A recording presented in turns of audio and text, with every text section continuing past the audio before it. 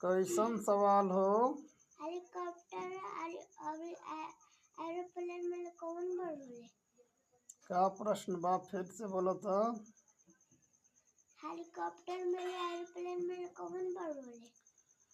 Helicopter और aeroplane में कौन बड़ा है? हाँ, तो हमारे ख्याल से तो एरोप्लेन बड़ा होता है। तो मम्मी कह रही है ना कि हेलीकॉप्टर बड़ा होता है। तो मम्मी एक दो में न पढ़ी है, मम्मी खिचड़ी खा के पढ़ी है। तो कैसे दाल भात बना ले रही है? दाल भात तो अनपढ़ो आदमी बना लेता है, फिर भी वो तो एक दो ले पढ़ी है। क्या बोल रही थी?